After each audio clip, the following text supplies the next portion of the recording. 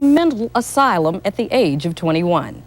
Willie Loco Alexander has been a rock and roll singer for over 20 years. He says the glamorous life of the industry put him in the fast lane, a lane that put him on the track of alcohol abuse. Do sex, parties, and drugs go hand in hand in the rock music industry? Or is it a myth? We'll find out from the people who are in the business. I'm Tanya White in for Tom Bergeron, and this is People Are Talking.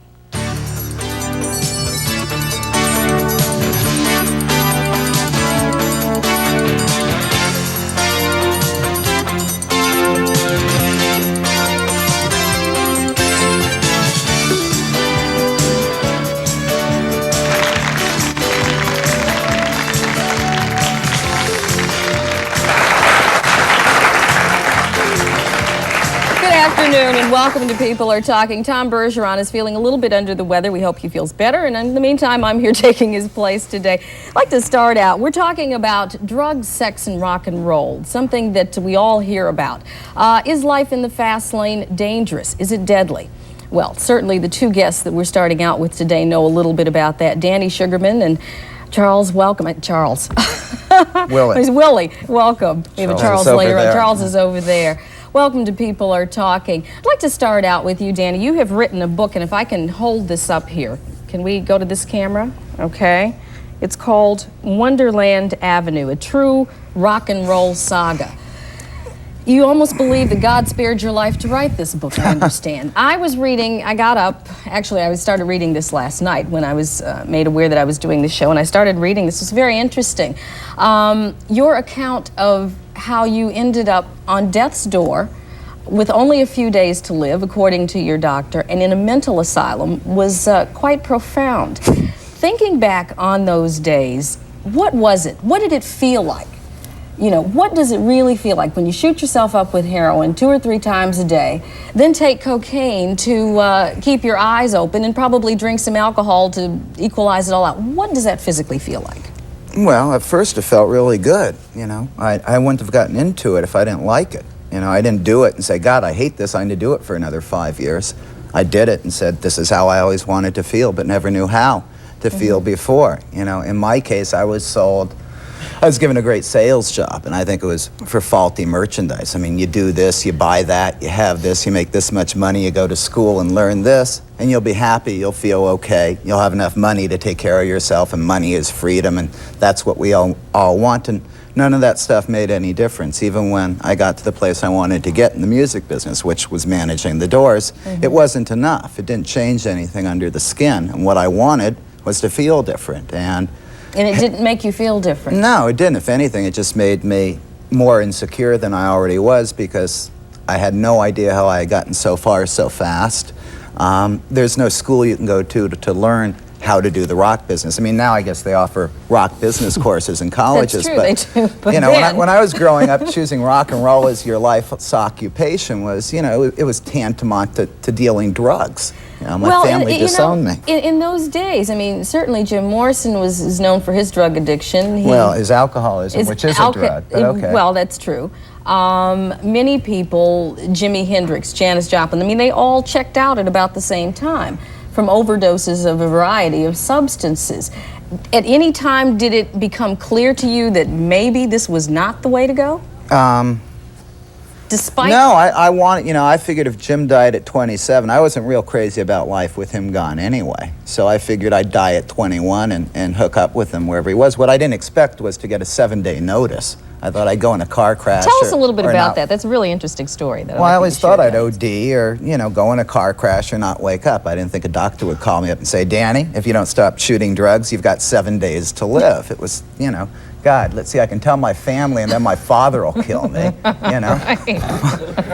Or I can keep shooting drugs for 5, 6 more days, you know, and then die, you know. And I couldn't stop either. He said if you get cold turkey, you're too malnourished. And I had both kinds of hepatitis, and I had infection on my heart. So I decided to call my brother. Who was a doctor. Who was a doctor. And I know he'd tell my father, too, but I figured he'd get me help first. And I got in the hospital and obviously didn't die. And, you know, I had to figure out if I could go back to the rock business and not do drugs, because that's what I wanted to do. The rock business, not drugs. Not drugs. When you woke up, You were not just in a hospital, you were in a mental hospital. Looking back on those days now, do you think that perhaps we're approaching the drug problem incorrectly? Is drug addiction a mental illness? No, I don't think it is at all. In fact, the first thing I said to the doctor was, you know, where am I? And he said, in a mental hospital. I said, I don't have a mental problem, I have a drug problem. And he said to me, you think someone that sticks needles into his arm every day until he's on death's doorstep doesn't have a mental problem? I said, well, hell, you put it like that, what can I say? And he pointed out to me that he believed, he thought it was a symptom of greater underlying problems, and I don't buy that anymore. I think, you know, addiction is a form of illness we can give ourselves, we can inculcate ourselves with and develop. Just wanted to show we're not ignoring you, Willie. In fact, we're going to show your latest product. It's called Willie Loco Alexander. The Dragons Are Still Out. I have to ask you, in light of what we're talking about, what does this title mean? Well, the dragons are like your personal monsters that are still down the street and around the corner. That they're still out, and the song goes, the dragons are still out, and it's only Tuesday, which means the dragons are still going to be around Wednesday and Thursday, and they're always going to be there. Are those dragons the demons that led you to alcohol addiction for many years? I never thought I was addicted or anything, but like you're talking, he was 21, he was on death's door and stuff. I was in the hospital too when I was 21 for pancreatitis and malnutrition and stuff. And they said, you know, you can't do this anymore, can't drink anymore. And so I just drank for another 20 years before I actually woke up. But, you know, it was sort of a natural thing. What was your low point, Willie? What was the low point for you, you know, during this period? It kind of stopped being fun when I was in my late 30s, early 40s. You know, it was fun for the first 10 or 15 years. You think it's fun anyway. You know, everything's new. I got to tell you, you know, I mean, I've read some of the accounts of the things you guys did. I don't know if the audience knows, but you know, there were times when you were so drunk, or other people were so drunk or so drugged out, that you couldn't perm, that you'd pass out on stage. I never passed out on stage. Well, you didn't pass out on stage. Fell off the stage. You fell off the stage. That doesn't sound like fun to me. I'm sorry. No. But he's in great company. Yeah, everybody else is falling off stage. Some great performers have fallen off some high stages. Yeah, that's Morrison fell off stages from LA to New York. Iggy Pop jumped off stages. Well, it sort of became part of Iggy's act too in later years. People but I'm just saying, expected, I think, after a while. They used to say, you know, I wonder how far through the set he's going to make it. You know, I mean, when's he gonna? How long can he go? You know, let me ask you this. In the early days, when the drug culture entered America, 60s, sometime during the 60s, kids were using drugs and music as a rebellion, as protest. Many of the songs that these guys were singing about were forms of protest songs. Is that still the case today, or what are people using drugs and music for today? Same reason they always did, because they feel good. I mean, I think first, drugs and music have been together since the early 30s with the old jazzers and heroin and reefer. You know, the Harrison Act, the first anti-narcotic law passed in this country, was an attempt to keep black jazz musicians out of white nightclubs. And it's sort of grown from there. I have a personal theory that people who are attracted to rock and roll are, in essence, passionate people. They're not the left side of the mind, rational sort of, or right side of the mind, rational, Apollonian thinking people. The people into rock and roll are passionate, Dionysian, creative like people. And drug use goes hand in hand with music in that sense that these people are open and available to other forms of consciousness, to intense feelings of all type, whether it's music without drugs, drugs without music, or the two of them together. Would you say that rock music is partially the cause for many of our disenfranchised youth today? I think it's the best commercial it has, but, you know, I don't know if it's the reason. No, I don't think it's the reason. What do you think, Willie? Could you explain that again? Well, I'm just saying, you know, we've had this music in our culture now for a long time. Along with it came the drugs, the look at life in the fast lane, even if you weren't living that. Kids idolize these people. I think they're always blaming rock and roll or rap, or they're always blaming the music for all the ills. But I think that the kids are going to take drugs or drink or do it anyway. I don't think they're just trying to blame rock and roll. They're not going to be blaming rock and roll much anymore, though, because they sell cars with it and Pepsi and stuff. So it's not going to be associated with drugs much and where else and do you booze get to, anymore. Where else do you get to see 16,000 young people together in one place? I think if you take 16,000 teenagers and put them anywhere, you know, you're going to find dope use there. So what are you guys saying then? I mean, I don't know too many computer programmers that are smoking pot, but I don't suppose it's any higher there than it is for recording engineers. You know, what isn't any higher? The percentage of people who use drugs, I just don't. Matter of fact, I see the music business having learned the lesson of drug abuse faster than any other occupation where it's been prevalent. I mean, people today know that if you live like Morrison and Hendrix and Joplin, you die. I mean, that's the moral of that story. It certainly is. I mean, in my day, jocks were not overdosing on cocaine. I mean, there were the jocks over here and there were the freaks over here, you know, and the jocks didn't take drugs. I mean, when I heard Lem Bias overdosed on cocaine, I thought somebody made a mistake and switched bodies. I had no idea that sports people would use drugs. It was like, why? Then I thought, coke, well, yeah, okay, it makes sense. Sports figures using, you know, they couldn't play baseball on acid, but coke, I guess you That can. might be a little bit different. You'd be hallucinating. You wouldn't know which way the ball was coming at you. We're going to have to take a break. When we come back, Charles White is going to be joining us. He is an historian, and he's going to talk about the history of rock music. Stay with us.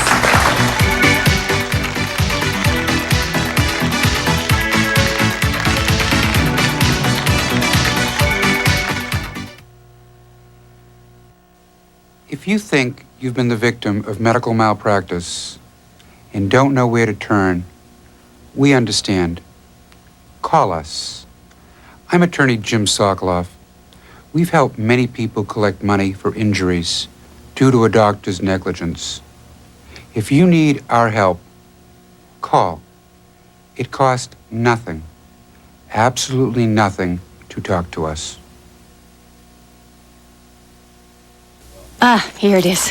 Uh-oh, no money. Where is it? It's got to be in here somewhere. Keys to the new car, pictures from our cruise, it's not in there. What about these airline tickets? No. Fabric to the new sofa. Where is... Homeowners, if you're having trouble making ends meet, call the lenders for a loan. We'll help you tap your home's equity for the cash you need. You'll enjoy our low monthly payments and fixed interest rates, and getting your money is fast and hassle-free. Oh, I need a major loan. Call the lenders today at 1-800-545-6663. If it's going to happen for you, it's because you make it happen. Can I see Latin lunch? Bring it up. That means college and paying tuition. Bandit. The answer could be an Air Force ROTC scholarship. How many F-16s you bringing in, Major? You'll get an education and the training to become an Air Force officer. Yeah, man. Radio check. 1, 2, 3, 3, 2, 1. Okay, 2 F-16s to hot 6, right on position and hold. Let me take a look at this guy. Right that tower, airback 666, 7 miles northeast with the cardiac. Roger, Ronan, thanks. Hold those 2 F-16s short. Send the F-15 around. Switch to ILS.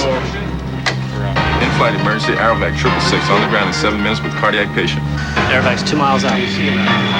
With an Air Force ROTC scholarship, you can go as far as your talent and drive take you. They'll be all right. They're down now. Aim high, Air Force.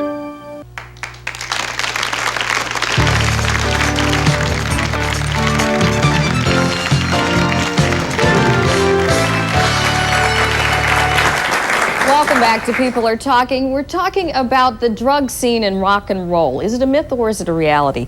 Joining us is Charles White. He is a historian here in Boston. He is currently writing a book about the history of rock and roll and drugs and all of that, which you have said go hand in hand. What do you mean by that?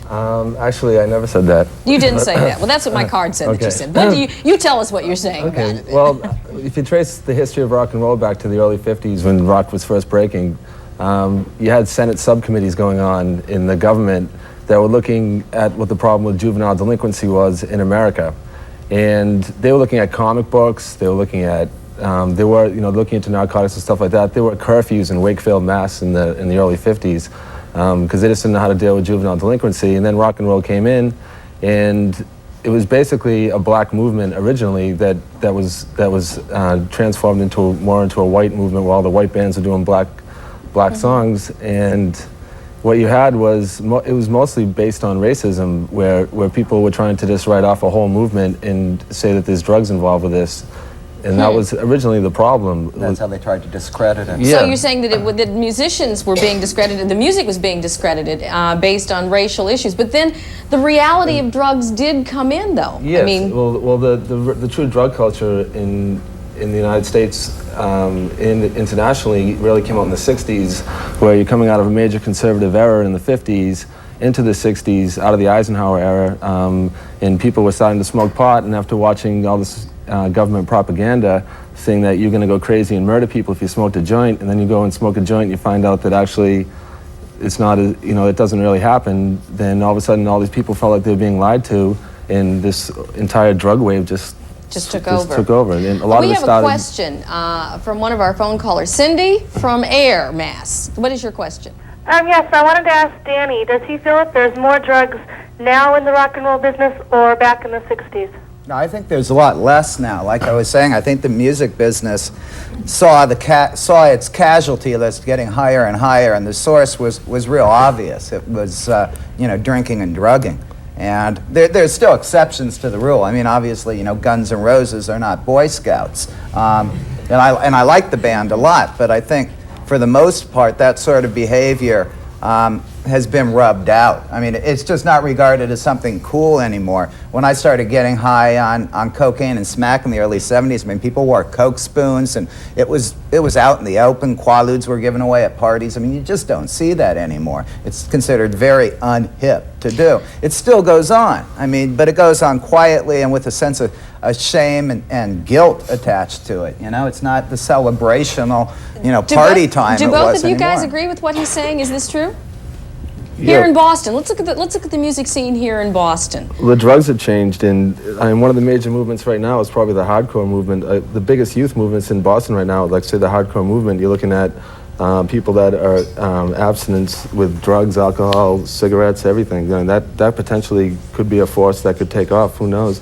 But there's also other people that are out doing psilocybin and worshiping the earth and more like white trash bands. I mean, you just never know. You don't know what's going to happen right now. The underground's going to explode, but you don't know what faction is really going to catch on. Willie, let's talk a little bit about alcohol abuse. I mean, alcohol is still very legal. All these other drugs may be illegal, but alcohol is legal in this country, and kids drink. And from what I understand, drinking is on the rise again among younger people.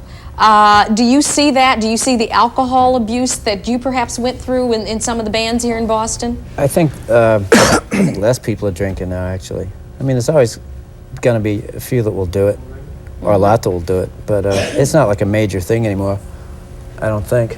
I think where's the people fun, are trying to have fun without getting so screwed up that really? They know what they're doing, That's very good. I see a lot of people getting screwed up. They're trying to be more business-like. Some of them, Yeah. I don't.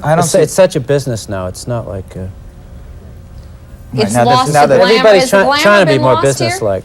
Has the glamour been lost because it is such a business and because people are now? I mean, is it? Let me ask you this way: is there still life in the fast lane? Yeah, but I don't think it's the glamorous sort of. You do it in the closet or in the bathroom now. You lock yourself in the bathroom. Like I said, it tends to be more of a cliche and a misunderstanding. It's the same sort of thing that if you go to Beverly Hills or it's like everywhere else in the country thinks you go to Hollywood Boulevard, you're going to see movie stars. Instead, you see a sleazy street with a bunch of runaways. Mm-hmm. I mean, it's gotten cliche like that. I see the same sort of popular misunderstanding with rock and roll and drugs and the fast lane. It's just not a goal anymore. I mean, it used to be a goal to have enough money, have a great house, a fast car, and lots of liquor and drugs. And now it just seems like the priorities are having a little money in the bank and having a family, and having some good friends and having a good time. And also the drugs and the music being made today doesn't seem so part and parcel of drug use. I remember back in the 60s, I mean, it's just obvious the musicians were getting stoned. I mean, when Sgt. Pepper came out, it was obvious, John and Paul were smoking a lot of pot and taking a lot of acid. I don't see the music and drugs having that special relationship anymore, where the listener feels, obliged to be on the same drug the music was created with. I mean, maybe at Grateful Dead concerts, but, We have a caller, and then I want to ask you another question. Penny in Holliston, I believe. Penny, go ahead. You're on People Are Talking. Yes, I'd like to ask Danny why in the beginning of the show he was so glib and thought this was kind of a funny thing when he was 7 days close to death. I'm a mother of a 12-year-old and 2 8-year-olds, and I find this not funny at all. And as a matter of fact, you were even laughing at his comments about drugs and why he thinks it's so funny and why he would come across as that. And I'm glad my children are in school and can't hear what he has to say. Well, listen, you're right. It's not funny. However, it happened to me 15 years ago, and excuse me if I say I've learned to have a sense of humor about it. You know, the saying, if, you know, I only laugh to keep from crying. You know, I write in the book. Humor about it, though. Why don't you try to come across very seriously to the children that are at home trying to hear this? Because I don't want to preach. I don't think I had a lot of preaching done to me and it didn't do any good. I think if you want to make something attractive to a healthy American teenager, then just say no to it. You know, give these kids the story on both sides to make up their mind and make their own choice. I mean, death obviously isn't glamorous. Do I need to clarify that by not laughing? Yeah, I think you do. Let me ask you a question, though, because I think we're living in a time today where many young people no longer have a fear of death. And maybe because of the music and a lot of other things in our society, perhaps the threat of the big Holocaust and a variety of other things have caused a lot of young people not to fear death in the same manner that perhaps I did or still do, or any of you do. What do you say to these kids who say, well, you know, I don't care about dying, it's okay? That's become an issue right now with the death penalty with people under the age of 18. There's 16-year-old people on death row right now, and they say that they'd be better off trying to reform people by offering them lengthy terms in prison than giving them the offer to die. It'd be easier to die than to spend the rest of your life in prison, and that's like a big issue. But that's true, but that's another issue. Yeah, in terms of the music and what we're talking about and the use of drugs, even though you're saying it's not as bad, I know it still exists, I'm sure that No, listen, drug use is at an epidemic stage. Oh, it but is. I don't think it's fair to blame it on the music business, for God's sakes. I mean, no, I'm not I saying think it has that. a lot more to do with dissatisfaction in general, you know, and music reflecting that dissatisfaction and drug use reflecting that dissatisfaction. I mean, they're interchangeable, but they're not dependent on each other. And as far as death, I mean, it's real easy for me to say that I had a choice whether to live to die, and if I wanted to die, I could have. You know, the decision I came to, and it was my own personal choice. It was my own personal choice, was I'd rather be alive and lead a halfway exciting life than have another year maybe and have a lot of excitement in that year and be gone. But I think everyone has to make that decision for themselves. I mean, it's just too easy to say, choose life instead of death, but... That's it, though. That's exactly where it comes out. You just have to, after a while, say you want to live or you want to die. But I think when you're young, you just got to try things. You can't really tell people what to do because they're just going to do the opposite. No, that's very true, but that's what I was saying. And for those kids who think, well, maybe dying is not so bad, you guys have been on death's door. Well, I wrote this book, one of the reasons I wrote it was to be able to show the process that I went through, the whole process, starting from the honeymoon period that you have with drugs, you know, through the bottoming out, including in between the tolerance raising, the trying to quit, and the going back. And I think the only way you're going to deal with the drug problem is to give education and rehabilitation. I think you should legalize it, tax it, and use the profits from it to educate everybody and to rehabilitate the people that are already sick. And you can't educate people by lying to them. The government already lied about drugs with acid and pot, like he was saying back in the 60s. Well, we all know at one point it was even legal. We're going to have to take a break. When we come back, we're going to discuss rap music. Does it promote drugs and violence? Stay with us.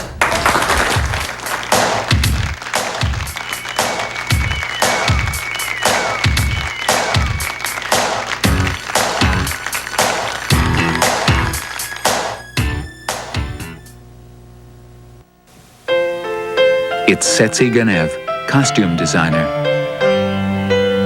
Kelly Asbury, film animator and cartoonist. It's all of us. We're the great American investors. Like 30 million other Americans, we invest in U.S. savings bonds because bonds pay competitive rates like money market accounts. U.S. savings bonds, the great American investment. To find out more or to buy bonds, call 1-800-US-BONDS. If you think you've been the victim of medical malpractice and don't know where to turn, we understand. Call us. I'm attorney Jim Sokoloff. We've helped many people collect money for injuries due to a doctor's negligence.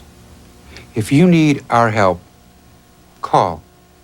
It costs nothing, absolutely nothing, to talk to us. Let me mail you this free $200 rebate check, good toward the purchase of any original Craftmatic Model 1 adjustable bed. By the end of the day, my shoulders and feet just kill me. So I used my free $200 rebate check to get relief with a new Craftmatic adjustable bed. I have a bad back, so when I got my free rebate check, I decided to get a Craftmatic. Now, no more back pain. My husband and I were suffering from flatbed-caused aches and pains. So we used our $200 rebate check to get a Craftmatic adjustable bed. It was just what the doctor ordered. Call toll-free so I can mail you your free $200 rebate check. Call to get your free rebate check now.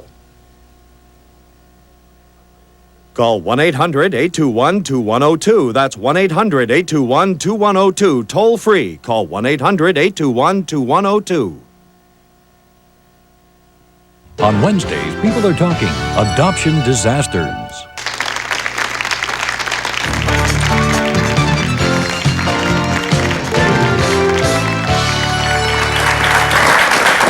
Welcome back to People Are Talking. Joining us is Derek Goodman. He is an 18-year-old former Boston High School student who has graduated, is now with a group called High Authority. Derek, welcome to People Are Talking. Hello. You are a rapper. Rap music has gotten a bad rap over the years, not to use that pun, but many people are saying that rap music does promote violence. Groups like Run DMC, Cool Mo D, for many people who don't know who they are, they're real popular rap groups. Do you agree with that? Rap music is its own category for itself. The violence comes when people want to be like the other rappers that they see on TV. So, like, all the violence is from when they go out and see the clothes that they have on, so they want to either steal it from another person or they sell drugs to get money to be like these people. So rap music's just the music. It doesn't really bring the violence in. It just, people just want to add on to rap music with violence. Well, see, now that's what these guys were saying. I mean, when they were coming up and when it was really hip for you to hang out with a rock group and they'd throw the televisions out windows and things like that. You know, it wasn't the music that was making you do that. And a lot of people are going to disagree with you. I've got to ask you, what is it about being a musician that's so stressful that would even make you want to take drugs or go out and hit somebody over the head to get a gold chain or a jacket? What is it about the music that's stressful? Is there anything about it? Or I don't think it's necessarily the music. I think I would have drank if I was a fireman. Okay. Touring's real stressful. You can get nervous. You know, one hour of showtime and the other 23 are spent waiting in hotels, waiting for planes, waiting. You know, and then you have 3 hours to sleep, and you got to take it. You know, so it's real easy to start depending on stimulants and barbiturates to help you sleep when you have time to sleep and get you up when you have time to get up. It's hard coming down after a show. It's hard to go back to the hotel and go to sleep when you've just performed an incredible. I mean, just sitting in the wings watching bands I've worked with. I mean, after a Doors concert, I did not want to go home and watch television in the hotel room. You know, Morrison was going out into the night, and I wanted to follow. See what was going on. We have a question from our audience. What is your name, please? Emily Evans. Emily, and where are you from? I'm from Boston. Okay, what is your question? I'd like to ask Willie if your performance has changed since you've stopped drinking and... Yeah, I can remember them now. And I'm in more control. I feel better because I know I've really done it on my own, and it's not as foggy a memory as it used to be. I think I'm better now. You don't feel much better. inhibited? No, I'm getting it's much better now. I used to drink because I was shy and inhibited, but somehow once I get on stage, it's the music that's the drug now. It's not drugs, you know. It's better. Charles, in writing your book, as we change decades here from the 60s, what is it that you say about the 60s versus the 70s versus the 80s and now perhaps the 90s? How has it changed from your perspective? Well, there's different things going on. I mean, the whole summer of love and the flower of children turned into speed freaks and prostitution, and Then you have like the Zero Generation, No Future punks coming out in the mid-'70s, and that was more decadent. That had more, like the drugs have just changed, you know? And who knows what's next is going to be people, you know, just hitch up electrodes. But one thing I want to bring up, just to touch on something else before you go on, is the whole Icarus myth, which is what Jim Morrison is like, that's the stereotype of what he went through, is like this morbid phenomena that people love to watch. Like these people that are under the microscope, the firemen and the electrician that are all doing drugs, they're not in the limelight. The people that are in the limelight, they're being watched, and people just love to watch him crash and burn, you know, watch Icarus fly too close to the sun and have his feathers fall off his wings because the wax melts. And so it happens everywhere, but it's just they're watching, they get to watch it, and some people under the pressure and under, you know, some people do crash and burn under the microscope. It's always more exciting for people to watch than the actual flight. So all of the stuff that we're seeing in the media today, what some people are calling tabloid TV and the whole tabloid syndrome, you're saying that people like to see this. They like to see people fall? Well, yeah, I mean, it's no news to anybody that during rating periods on TV you see more sex and drugs. I mean, newspapers have been using prostitution and the sex connected with that, and drugs and prostitution and gangs and cocaine. I mean, whenever the media wants to sell some copies or get some viewers, they throw it in. I mean, the media's glamorized this. I'm not saying the behavior is justified by it. I'm not saying it's not justified, but there's plenty. But there is a reason for it. Derek, let me ask you, you're 18 years old. You're probably younger than the rest of the gentlemen on the panel. Yeah. Listening to what they're saying, you, of course, were not alive during the period when Jim Morrison and the Doors were doing their thing. Jim Morrison is. You don't even know who Jim Morrison is? We'll have a little conversation later. What band are you in? Who's Jim Morrison? But look, you know, listening to what these guys are saying and thinking about you and your friends today, how does music affect you? You know, when you hear some music on the radio, what does it make you do? Does it make you snap your finger? Does it make you, you know, enraged inside? What does it make you feel like? It makes me feel like good that people are striving for their goals, you know, to make what they want people to hear. It's not just to be going around and make a lot of money, just to have what they want to say and put it out on the radio so that everybody else can join in with them. You know, so like when I hear music on the radio, it makes me feel good that other people are doing what I want to do. So it's like I want to strive for my goal, and they already have their goal. What about some of the more controversial? You're into rap music. You're a rapper. Now, I have heard some rap songs that, quite honestly, as a mother, I would not want my children to listen to. And over the years, there have been songs on the radio that have had very suggestive lyrics. When you and your friends listen to this, what does that make you think about? Makes me feel like that they need to use vulgar language to catch people's eyes instead of like, there's a group out in LA right now called NWA, and the whole record is just a bunch of swears. That's all it is. It's just all swears. And I know if my mother heard me say this, she'd like slap me up a few times and everything. If I was on record swearing all the time, because I can't even say bad word in the house. So it's like she heard it going through nationally then. Are you like most kids, though? Is that the case? Do you think that? No, I feel like I'm in a different category. I listen to rap music. I do rap music, but when it comes to like the rap music that's real, that I hear, and it's like I just said, like the bad language and everything all the time. I can see if they stuck a few words in there, you know. But if it's all the time, I feel that they shouldn't even be out there. Well, you do a different kind of a rap, which we are going to hear when we come back after this break. Okay.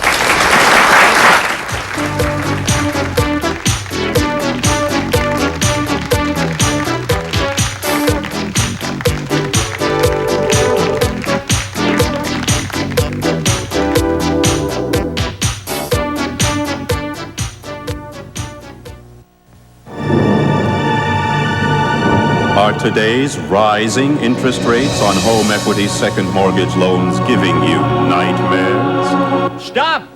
Wake up to the rates at the money store. Our low fixed rates lock in affordable monthly payments, so you'll never have to worry about rising rates again.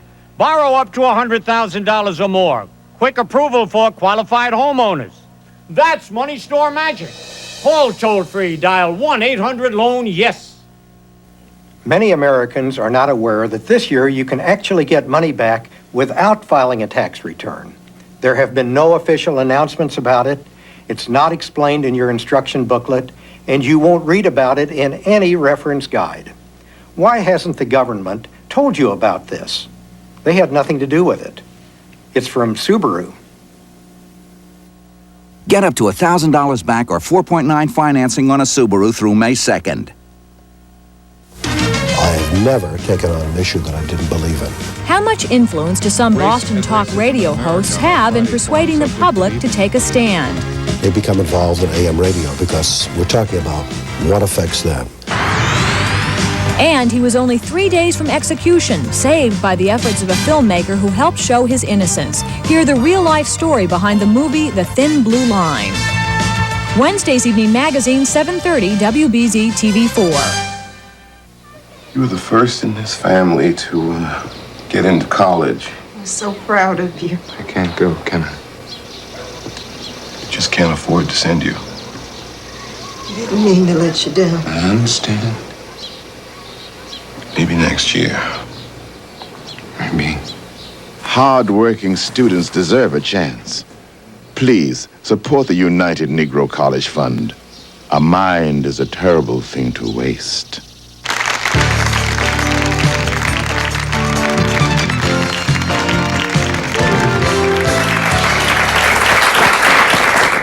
We're having a great time here and discussing some real important issues. But right now, we thought it would be appropriate to give you an example of some of the newer music today that I won't say is replacing rock and roll, but it has certainly found its place in the music industry. It's called rap music. Derek?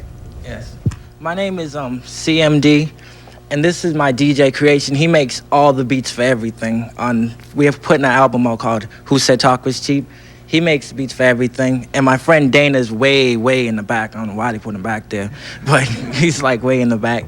And we're gonna do a song for you called Listen. Hey, hey, hey, hey,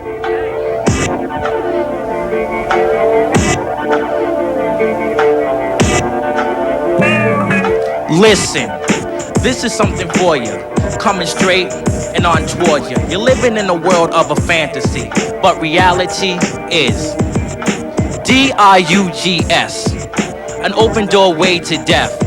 You see, some people want it banned in custody of 5-0's hands. A man I knew for a long time has life for committing a crime. He got a hit, a crack, and a smack of life. Now the man done just lost his mind. He was cool before crack took over. You can't think straight when you're not sober. For all the people he left, he went berserk and beat a kid to death. So listen, with your brain cells, and not your cane cells. You're living in the world of one. Though your feelings are haunted by some questions. Do you want to be down with it or not? Or do you want to be down with the clique? 2. Or do you want to be down with people who think that drugs are it? 3. And if you say no on 3, then comes with nasty names. All you have to do is say sticks and stones may break my bones, but names will never hurt me. Listen.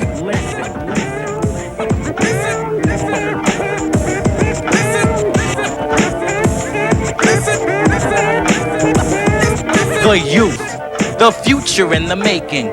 Using drugs, it just ain't making it. It's something that's caused by stress. Those in a mess or want to impress others. I don't see why. You're your own person, and then it's curtains for them. Seriously, drugs kill. Why? So don't be curious. Why? Curiosity killed the cat. Curiosity of some is killed by crack. Another life is taken every day. So listen to what I say. Just listen. Yo, keep your ears open, alright? Listen. Why would you want to be labeled as a basshead? Listen.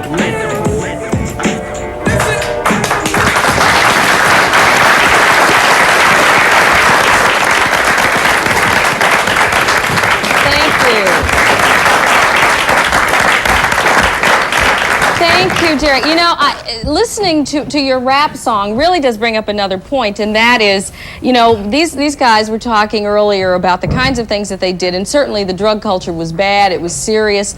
But, you know, people like the stars, the celebrities were dying. Now you got kids in the street dying because of drugs.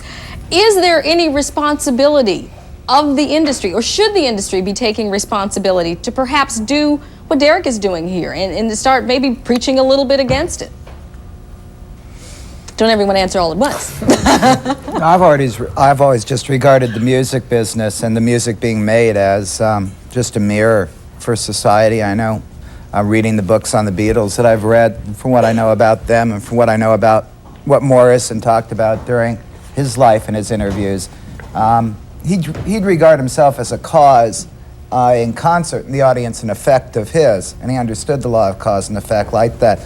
But as a musician, as a writer, he used to insist that we being the Doors, were just a reflection of what he saw. Okay, we have a question from our audience member. What is your name, sir? George Jabrinas from Rockland High School. George, who are you addressing your question? Mr. Sugerman, I read the book, No One Here Gets Out Alive, and what struck me about that book was that Jim Morrison, he said he used to try to manufacture a riot in the concert hall. Now, was he sober when he was having those thoughts, or was he just wanted to do that while he was drunk just to show that kind of power? Because on top of the Who concert later on. Yeah, good question. Jim got bored real easy, and I don't mean to answer the question lightly. Jim would cause up trouble on stage or off simply out of boredom. I started the book with a quote of his, I was just curious. I was testing the bounds of reality. That's all it was, just curiosity. And he'd do that on stage, he'd do that backstage, he'd do it in a business environment, and he'd do it at the bar the next afternoon. To answer your question directly, he was drunk a lot of the time. I don't think he needed to be drunk to make a lot of trouble. What Jim would do drunk that he wouldn't do sober was he'd be cruel, and then he wouldn't remember it the next day when he sobered up. Did anyone ever try to help Jim or you, Willie, when you were at your low point? Did any of your friends that you hung out and you partied with and you drank and you drugged with, did anybody try to help you when you were really down? Well, you never really listen to people. If you're into the drug that you're into, that's the only thing you're hearing. But in response to responsibility, and well, people are tired of seeing friends die, and a lot of people are dying because of drugs. So I know personally, I'm starting to write songs that kind of address this stuff. Okay, I want to talk a little bit about some of the friends that all of you have lost. Right now, though, we're going to go to a caller. David is calling from Boston. David, good afternoon. You're on People Are Talking. Yes, hello. One of your guests, Danny Sugerman, touched briefly on what I think is an important point, and more should be said about the stress of being on the road, having to perform in front of 15,000 plus people 5 nights out of the week. Could some of the guests perhaps give the audience a bit more insight to the pressure of the rock and roll life being on tour? After a while, it's like you're on automatic pilot. You don't even know where you are. You're sort of sleepwalking, especially if you're on some kind of drugs and stuff, just to keep going. Well, I have to tell you, though, being in the television business, I've been traveling on the road for 15-so-odd years, and it's the same kind of way. You leave town, 24 hours later, you're still doing this. But it would be very difficult to take a lot of drugs and come out here and talk to all of you. Seriously, so I don't know if I can use that as an excuse. You have to wake up in the morning. That's right, you have to wake up in the morning and put makeup on. They're getting out of bed at 6 or 7 at night. You know, they're crawling out. But I'm saying we wake up in the morning sometimes and don't go to bed until the next morning. I mean, so there are pressures, and a stockbroker has pressures. If you were an addict personality, it'd be a perfect setup for you to start using. Maybe you're just not an addict personality. People don't have trouble with drugs unless they have a disposition to have trouble with drugs. You can put an addict into a very tolerable situation, and he'll use drugs. You can put someone who's not an addict into an intolerable situation, and they won't. It depends on the person, not the job. That's what we're saying. The music business is not synonymous with drugs. If it is, it's a media invention, and it's not the reality. Okay. Unless you look back to the summer of '67, and you can't hold an entire industry responsible for a 3-month period. Okay, we're going to take a break. When we come back, we're going to discuss where the music industry is going versus the drug industry. What's it like when your husband leaves you for another man? The families of gay husbands speak out on Evening Magazine tonight at 7:30.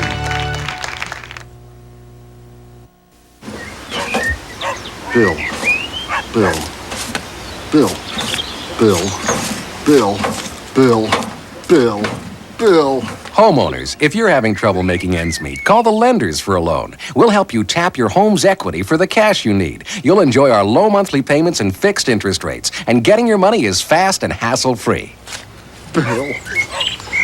Bill. Call the lenders today at 1-800-545-6663. All dealers claim to have the lowest prices, but to have the lowest prices, you must have the lowest cost. That's only natural. Unlike most dealers, we have no mortgages, strict cost control, and we pay cash for our new Mitsubishis, saving thousands of dollars a month in wholesale finance charges. I can sell you a new Mitsubishi or a used car for less because my cost is less. My name is Ernie Buck. Come on down. Right, Tom? California, here we come. Howdy, folks. I'm Rex Trail. And I'm Billy O'Brien. We're headed back to sunny California, April 15th, for our 21st annual Crimson Travel Tour. This great family vacation features California attractions from San Francisco to San Diego. We'll visit Hollywood, Universal Studios, Knott's Berry Ghost Town, Disneyland, San Diego Zoo, and SeaWorld. I'm all packed. You better get packing, too, and call Crimson now at 868-2600. Sure stuff. This is why people come to Worcester to buy carpets. It's Rotman's, the largest and most complete carpet store of its kind in all of New England. No question here about finding the right style and exactly the right color. And the value is unbeatable. Like 30% off DuPont Stainmaster Carpet. It's on sale for $17.95 a square yard. That's $17.95 completely installed. And Rotman's will go anywhere to install carpeting. We may not have all the carpet in the world, but we're getting there. Rotman's, New England's largest furniture and carpet store.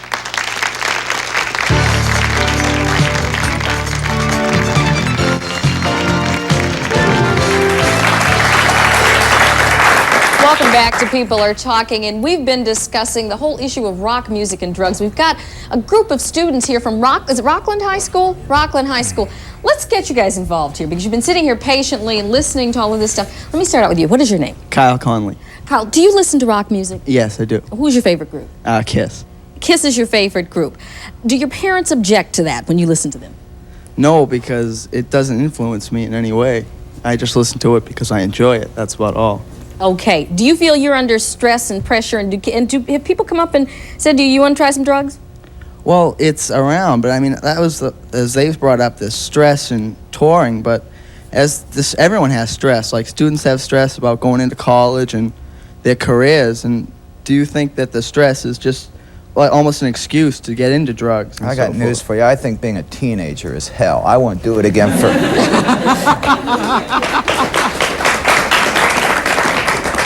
I'll bet being a teenager is tougher today than it was when you were a teenager, if you can imagine that. What's your name? Kristen Malone. Kristen, what's your favorite group? I listen to all different kinds of music. I don't have one specific group Mm-hmm. because I just have different various, because I can listen to country and then I can listen to heavy rock music that I can get into. It's just that the beat gets me up, and that's just a little high for me. I don't listen to one certain group to get into just that music. Do you feel, though, that perhaps some of the you listen to rap music, then I'd assume too. Do you feel that perhaps some of the music is promoting violence and drugs and just a sort of abnormal behavior? Well, some might be, but it depends on how you take it on in your life, like what they how you think it reflects you and how you have to live your life. I don't really think so in my life because I just don't. Because that's not what you're into. Good for you. We have a question back here. What is your name, sir? Vinny Vecchioni. And I was wondering, MTV has an organization called RAD, Rock Against Drugs. And I was wondering if you ever heard about it, and do you support it? I hadn't heard about it. Sounds good. MTV showed the public its public education spots. They're not actually involved with the cause. They simply show the commercials. A guy named Danny Goldberg runs Rock Against Drugs, and he manages Belinda Carlisle and Don Johnson, and in fact, an old girlfriend of mine just married him. And they're very involved. He's involved with the ACLU, American Civil Liberties Union, and is very involved with the cause. Does he have a card? He's a card carrying. Card carrying, yes. And he's president of Gold Mountain Records, and he's been straight the whole time. He used to be vice president of Led Zeppelin's Swan Song Records, and saw enough of what drugs were doing to the world around him that he wanted to do what he could. He also manages Steve Jones of the Sex Pistols, who's next drug addict now in recovery, and he's real involved. So he is involved in this. Another question over here. This is for Dan. As you said earlier about preaching about drugs to your kids, do you think RAD is also preaching to kids about drugs? I don't think it's preaching. I think what it's doing is trying to disassociate the music industry from drugs. It's simply making a stand that not everybody is for drugs. It's making a stand and saying, you know, we are not for drug use. It's not saying, don't you do drugs. You know, it's not saying, we did it, but we got away with it. We're so special. You're not as special. You can't get away with it. To me, that's preaching. You know. Yeah, then he drives away in his motorcycle without his helmet on 90 miles an hour. Do all of you, including Derek, do you consider yourself role models? Yes, yeah. Lost for words here. Do you consider yourself a role model, Derek?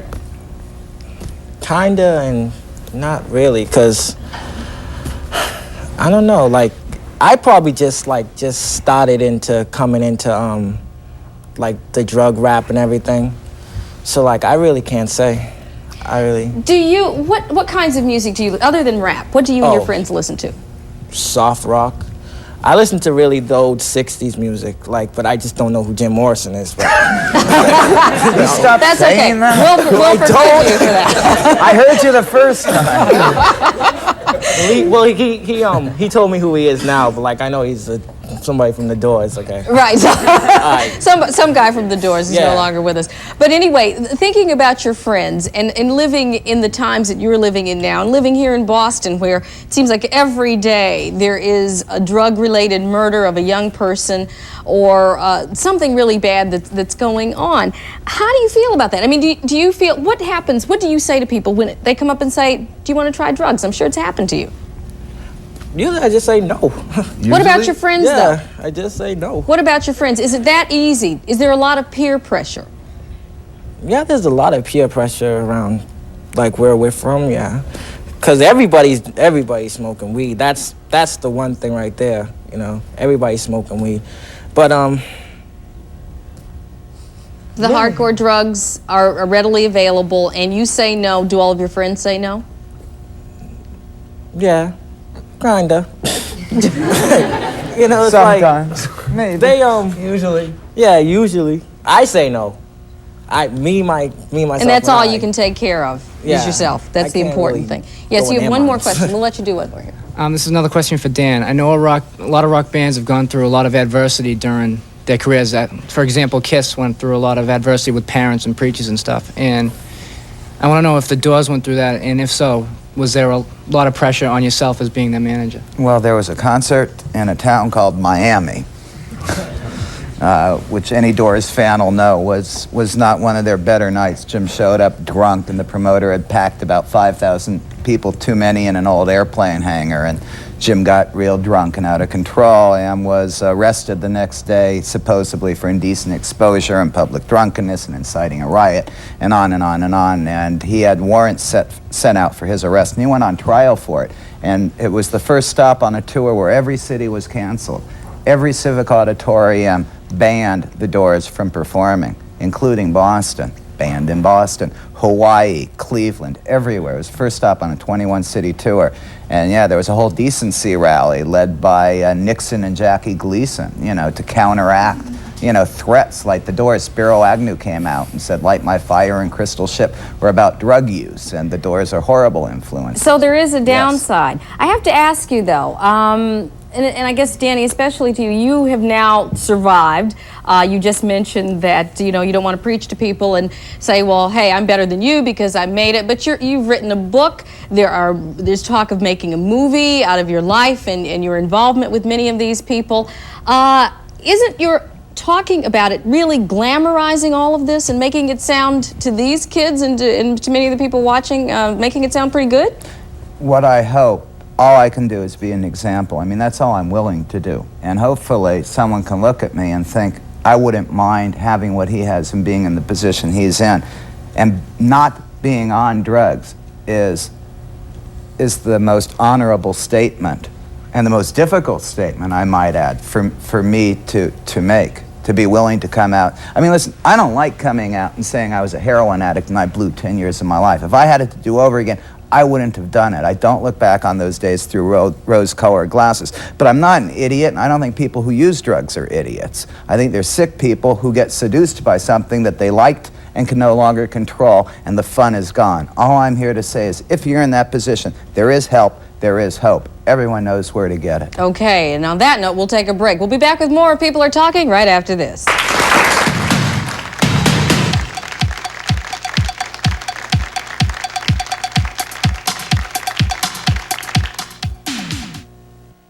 Attention homeowners, until further notice, no more sales on Sears siding.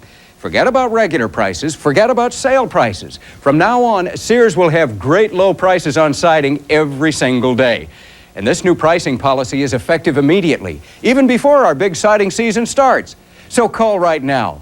When your siding is from Sears, you can be sure of a great low price and a whole lot more. Top quality materials, reliable installation by insured professionals, and the Sears name to back it all up. So now, once and for all, you can put an end to the bothersome chore of scraping and painting your house, or the expense of hiring a professional painter every few years. Why settle for a temporary solution to a permanent problem? Call this toll-free number now for your free in-home estimate. Our crews are ready to work and the price is right starting right now. So there's no reason to wait for a season or a sale. Whether your home is wood, brick, stucco, or a combination, siding, overhangs, and trim from Sears can give it a fresh new look that's virtually maintenance-free. That means you'll be free to spend more time with your family, free to do the things you really want to do, this year and for years to come. So if you've been thinking about siding your home and maybe even waiting for a sale, don't wait any longer. Call this toll-free number now for your free in-home estimate. Find out how little it costs to enjoy all the beauty and satisfaction of siding from Sears. Best of all, when you deal with Sears, you're dealing with a company that installs more home improvements than anyone else in the country. Call this toll-free number now and we'll arrange for a free in-home estimate. Learn firsthand what a real value Sears siding can be. Why do business with anyone else when you can get your siding from Sears? Call 1-800-847-8700 now to arrange for your free in-home estimate. Now, Sears has great low prices on siding every single day. Call 1-800-847-8700. With Sears siding, you can keep your house looking great without the bother and expense of frequent repainting. That's 1-800-847-8700.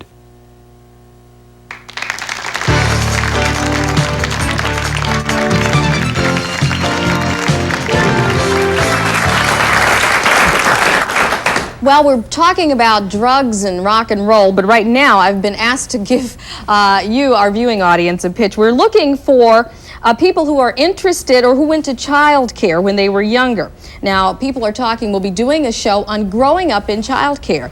And if you went to child care, hopefully you're over 25. We're looking for people in the 25 to 35-year-old bracket. Please give us a call. That number is 787-7109. We're also looking for people to take part in our audience. So for free tickets, call that same number. That's 787-7109. Now, back to our little discussion here. We don't have much time, I know, but I'd just like to ask you guys, as we're leaving, is there one particular brand of rock and roll that was associated with drugs? Quickly? Jazz. Jazz, heroin, psychedelic music, acid, reggae, house. marijuana. So it's all types of You run for music. president, your wife might be a speed freak. Okay. And sports and cocaine. But just to wrap this up on a more serious note, it is getting better. Can we assure many of the people in this audience that they'll be able to live in a drug-free culture perhaps at some time and still listen to good music? The government could stop the drugs if they wanted to. Nothing. No one can stop the music. Thank you for joining us. Okay.